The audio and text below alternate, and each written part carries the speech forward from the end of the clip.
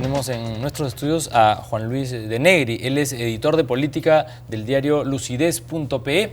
Lucidez es un diario bien importante online, que es además aliado de este programa y de este canal, y en el que se difunden no solamente informaciones, sino opiniones sobre la actualidad política y económica local e internacional. Juan Luis, muchas gracias por estar aquí. Muchas gracias por la invitación. Ustedes esta semana han tocado varios temas en el diario, entre ellos el asunto de las agendas, el tema de la reforma política, en fin, la campaña electoral. Bueno, empecemos por el tema de las agendas, que ya lo abordamos desde otra perspectiva con el fiscal Guillén, pero me gustaría conocer cuál es el punto de vista, digamos, editorial de Lucidez y el tuyo propio. Sí, bueno, para nosotros, primero, consideramos que el principal tema de debate que aqueja a la población es el tema de la inseguridad ciudadana. Pero el tema de las agendas tiene una vinculación porque está reflejado en la institucionalidad del Estado. Cuando los políticos y nuestros gobernantes aparentan ser corruptos, esto deslegitima las instituciones y por lo tanto tiene un efecto no solo en las altas esferas del poder, sino también en el ejercicio del poder en el día a día, ¿no? En la mayor impunidad. Entonces, nosotros no podemos pedirle a la policía, a los fiscales, a los jueces, que sean más duros para perseguir el crimen, para garantizar la seguridad, si a los otros niveles del Estado existe mayor impunidad, existe mayor corrupción. Entonces, la desconfianza generalizada es lo que a su vez cimenta este mayor sentimiento de inseguridad, ¿no?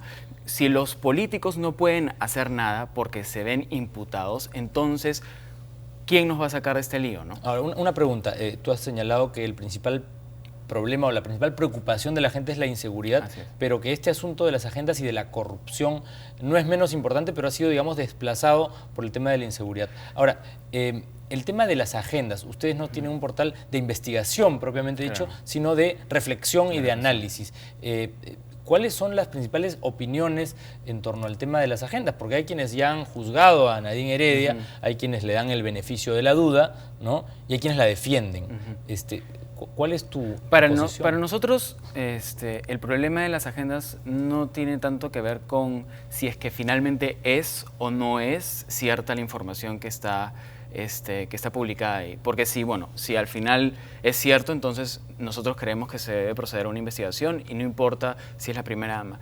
Pero consideramos que el tema trasciende el asunto de las agendas porque se trata más bien de una persona que ha ejercido poder fáctico en el gobierno y que no tiene ningún cargo de elección, no tiene ninguna función propiamente, no es parte del organigrama del Poder Ejecutivo y sin embargo tiene la capacidad para conseguir donaciones, tiene la capacidad para ejercer poder político dentro del Estado y no es responsable ante nadie, ¿no? Entonces no tiene el velo de responsabilidad que se le exigiría a un ministro o que se le exigiría a cualquier funcionario público. Entonces, es algo que nosotros venimos arrastrando y que lo que no hemos dicho es que nosotros hemos aceptado al inicio del gobierno porque vimos que este agente, este factor, el factor Nadine Heredia, era un factor que moderaba al gobierno y que lo sacaba de las fauces del chavismo. Ahora, pero había gente que en la prensa, ¿no? Generalista, en los diarios impresos, defendían a Nadine Heredia justamente porque era eso, era la que de alguna manera había convencido a su marido de cambiar de punto de vista y ya no hacer la gran transformación. Y por eso la aplaudían y decían que Nadine era pues muy buena, pero ahora que han salido estas informaciones ya Nadine ya no es tan buena. Es el precio que estamos pagando por dejarnos llevar por la informalidad, que siempre es lo que pasa en este país, ¿no? Nosotros nos confiamos por una informalidad que a primera luz funciona, pero cuando los problemas surgen nos vemos con adicionales conflictos de interés, adicionales con mayor impunidad, y eso finalmente mella la institucionalidad, ¿no? Ahora, nosotros tenemos que limitarnos a los funcionarios electos o designados. Ahora, tú vienes tú eres abogado, no he dicho eso, tú eres abogado, yo también soy abogado, pero tú vienes de estar en Ámsterdam estudiando una maestría en Derecho Internacional. Así es. En Europa, ¿cómo se ve el Perú? Porque, digamos, Perú durante algún tiempo estuvo, ¿no?, destacando por cifras macroeconómicas, pero estas noticias también llegan por esos lugares, digamos. ¿Cómo se ve Perú a la distancia? Bueno, para serte sincero, en el panorama, en la vida a día del país en el que estuve, que es Holanda, no existe el Perú. ¿No? Claro. Su imagen es muy menor, alejado en un continente completamente, no completamente, pero poco importante para la realidad holandesa, que sufre la migración y tiene otros problemas. Exacto. Pero yo creo que desde mi experiencia, ¿no?, de haberme ido del país y haber regresado, uno puede ver claramente que el ambiente político, que es un ambiente de conflicto, el ambiente económico, que también es un ambiente de conflicto, no solo por los cambios en cifras, sino también por la conflictividad social que tiene que ver con los proyectos de inversión. Eso también se traduce a la vida social, ¿no? Entonces es un país que vivimos permanentemente en conflicto entre si obedecer las normas o no obedecer las normas, y eso es un mal endémico del país, finalmente, ¿no? Ahora, cuenta un poco acerca de la línea editorial, que es algo que hoy, digamos, en Internet, en Facebook, en las redes sociales, hay discusiones en torno a esa línea que cada medio tiene. Este canal tiene una línea editorial, este programa tiene su línea editorial, ¿no? Y Lucidez también tiene la propia. Así es. Cuéntanos un poco cuáles son los pilares, la libertad, porque hay un poco de confusión. A veces la gente cree estar leyendo una cosa en un portal, claro, ¿no? Además, cada uno elige el portal que más le gusta, ¿no? Obtiene la mirada de la realidad que... Claro. Bueno, nosotros tenemos, y está publicado en nuestra página web, los principios ideológicos que guían a Lucidez, que básicamente se enraizan en la libertad. Pero nosotros también somos conscientes de que uno no puede propugnar porque han salido portales que sí lo defienden, la absoluta libertad en el libre mercado y el gobierno de las fuerzas económicas sobre las fuerzas sociales. Nosotros creemos que tiene que haber siempre un justo medio, ¿no? Que la libertad se tiene que ver enmarcada en un esquema institucional, jurídico, a través del cual se pueda lograr justicia, ¿no? Porque no puede existir libertad si no existe justicia para el resto de la población, ¿no? La justicia para unos pocos finalmente va a terminar subvertiendo el orden y va a terminar siendo creando un régimen esclavista, como es el caso de Venezuela, que es para mí el ejemplo más claro donde la libertad de unos pocos, de una clase media corrupta por el petróleo, se enriqueció a costa del pueblo, y ahora esa misma clase y el resto de la población está esclavizada bajo un dictador. Pero a la vez, Juan Luis, lo que yo sí he descubierto conversando contigo y con otros miembros de Lucidez es que sí también hay sensibilidad, es decir, porque, digamos, claro, para simplificar esto un poco, en el espectro de derechas e izquierdas, ¿no? Hay algunos portales y algunos escritores y algunos periódicos de izquierda, y hay otros de extrema derecha. Así es. Lucidez no se encuentra ni a la izquierda, ¿no? Ni tampoco en donde están los fanáticos, que han tenido además un pleito en Internet por un tema de el aniversario de la captura de Ismael Guzmán, ¿no? ¿Cuál es la posición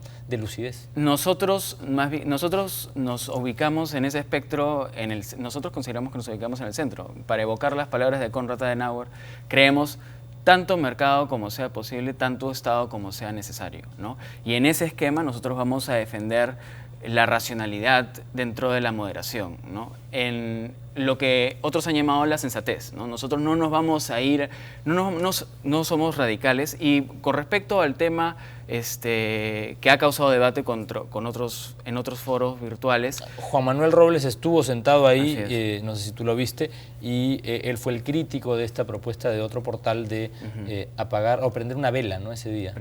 Yo creo que cualquier gesto ciudadano que nos haga recordar lo que se vivió en los años del terror es bienvenido, ¿no?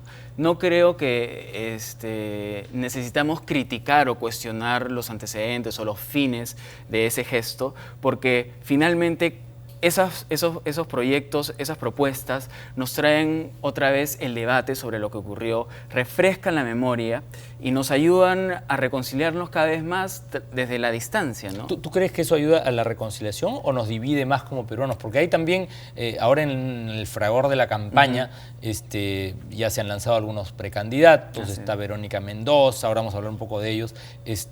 La gente como que se pone un poco más dividida. Claro, se crispa, pero creo que el debate finalmente nos hace a los peruanos sacar al fresco nuestras opiniones y nuestras emociones políticas. Y una vez que nuestras emociones políticas están a vista de todo el mundo, yo creo que nosotros podemos proceder a la reconciliación. Si nosotros más bien nos guardamos nuestras ideas y decidimos tapar el pasado y olvidarlo, yo creo que eso más bien genera una emoción oculta que en algún momento puede explotar, ¿no? Lo que vemos hoy día es lo que faltó en los años 90, ¿no? Cuando en el proceso de lucha contra el terrorismo y cuando terminó este proceso, el Perú decidió darle la espalda a lo que había ocurrido y seguir adelante, ¿no? Pero no habíamos realmente superado eso. Había que sanar las Exacto. heridas, ¿no? Nosotros necesitamos debatir y necesitamos cuestionar lo que ha ocurrido para poder sanear esas heridas y saber exactamente qué es lo que pasó con el nombre que merece esa situación, ¿no?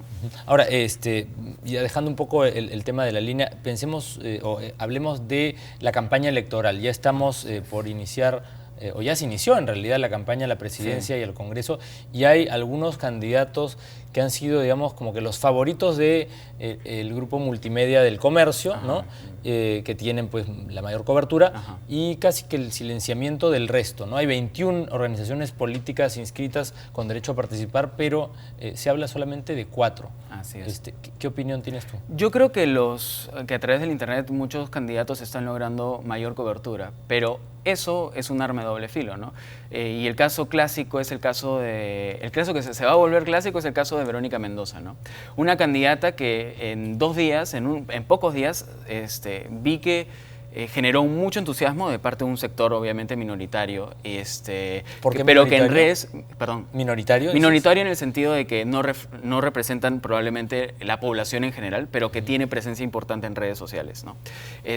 Que se vio entusiasmado por esta candidata, pero que en pocos días, hoy día mismo salió una entrevista en El Comercio, en la que la candidata se negaba a reconocer el régimen de Venezuela era una dictadura, pero era rápida para criticar y para poner el rótulo de dictadura al régimen de Fujimori. ¿Qué opinión tienes tú, a título personal, de Verónica Mendoza, que es una parlamentaria que es una buena parlamentaria. Llegó con Nadine Heredia y con Ollanta al poder y ya está alejada? Yo ¿no? creo que es una buena congresista, no dudo de sus intenciones y que quiere algo mejor para el país. Sin embargo, me parece que se está sumando a una ola de candidatos sin haber tenido experiencia en la gestión pública, sin haber cuajado como actor político, ¿no? No basta ser congresista en una gestión para ser presidente de la República. Yo creo que Ollanta Humala es el claro ejemplo de eso, ¿no? Y el rol, te preguntaba yo, de la multimedia, ¿no? Tenemos el caso de Argentina con el Clarín, que tiene una posición de dominio y digamos, tiene una posición también política muy clara respecto del gobierno de Cristina Fernández. En el Perú algo similar ocurre con el comercio. Ustedes son un medio independiente, como que es un medio independiente. No estamos, digamos, dentro de una gran corporación multimedia. ¿Cómo ves tú desde el medio independiente la información política? Yo creo que, de todas maneras, si bien no siempre, pero de vez en cuando aparece la influencia del poder en los medios de comunicación, ¿no? Y me parece que cualquier esfuerzo, desde los pequeños hasta los grandes esfuerzos, para romper cualquier tipo de control de un medio mayoritario, cualquier tipo de posición de dominio de un medio grande, es saludable, porque genera alternativa, porque las personas, finalmente, desde los años 90, estamos cansados de lo que los medios tradicionales nos dicen o cómo queramos o nos exigen cómo pensar. No, el menú que nos han dado esos medios, esos periódicos y esos canales es el de estos 4 señores que además están desprestigiados por todas estas investigaciones, en fin. ¿Hay posibilidad, crees tú, de hacer una agenda distinta o una agenda que integre a todas las alternativas? Yo creo que sí es posible y creo que es posible recuperar algunos de los proyectos, algunas de las ideas que otros candidatos, menores candidatos probablemente tengan para transformar este país, ¿no? Pero es difícil porque finalmente lo que reciben los ciudadanos es lo que viene del mass media, ¿no? del mainstream, ¿no? que es el comercio y todo su aparato mediático que incluye canales de televisión, radio. Entonces, creo que es difícil, es complicado, pero en ese esfuerzo estamos medios alternativos, como Lucidez o como este canal, que buscamos ampliar el espectro político y cuestionar a los candidatos que nos traen, como por ejemplo PPK, que es un candidato que suma alianzas, que suma actores a su proyecto político, pero que lo único que causa en los que analizamos estos fenómenos es inseguridad, ¿no? Porque siempre los políticos nos traen estos sancochados que cuando llegan al gobierno se desbaratan, ¿no?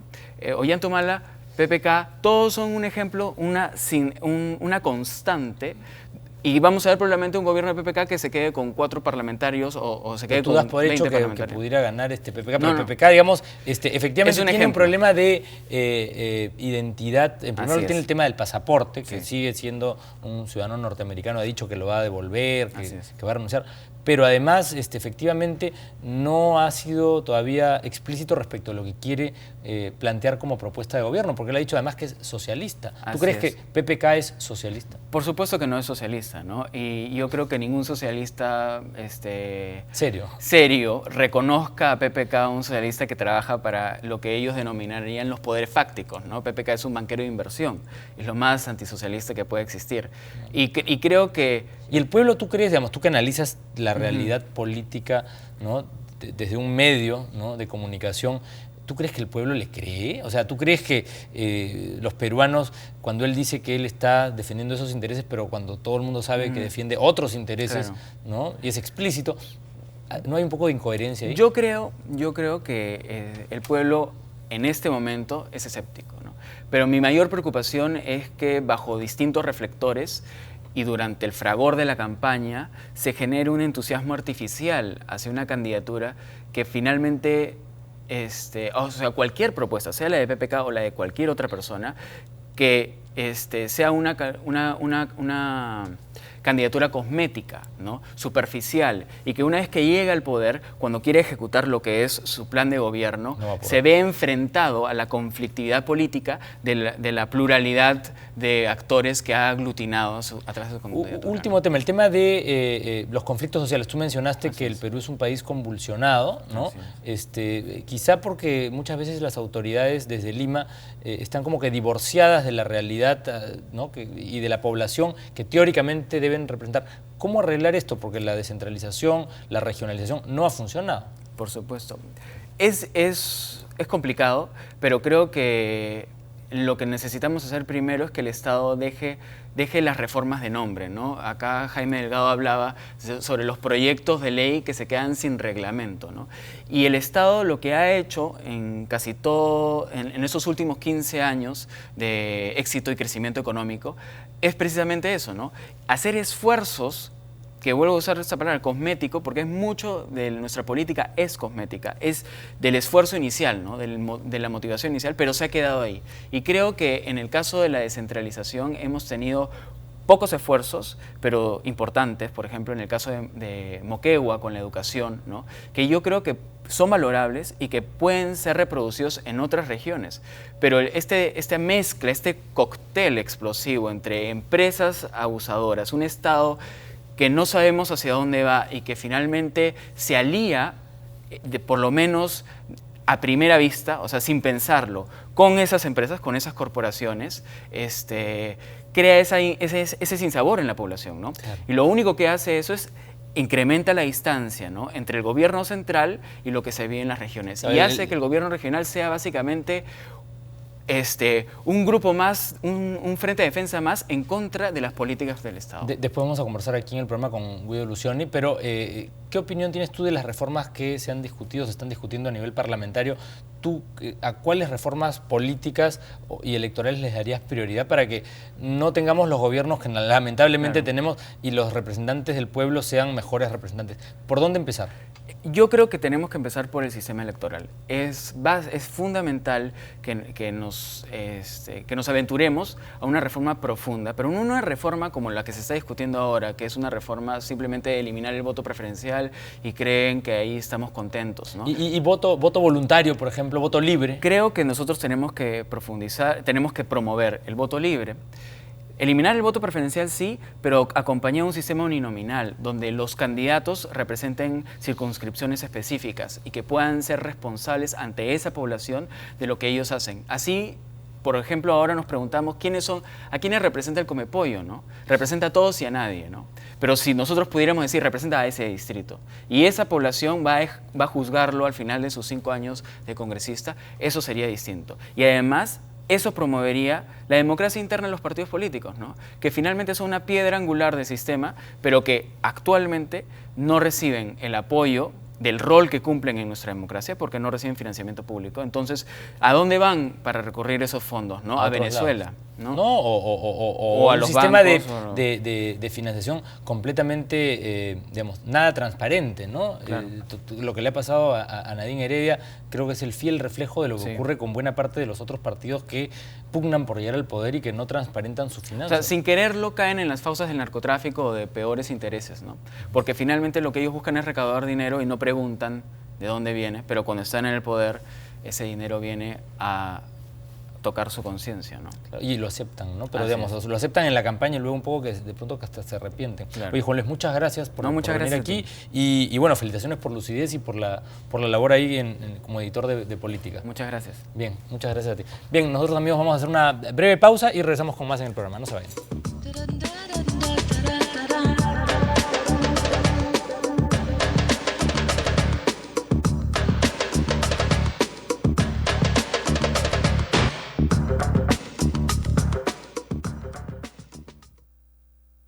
Señor Lucioni ahora.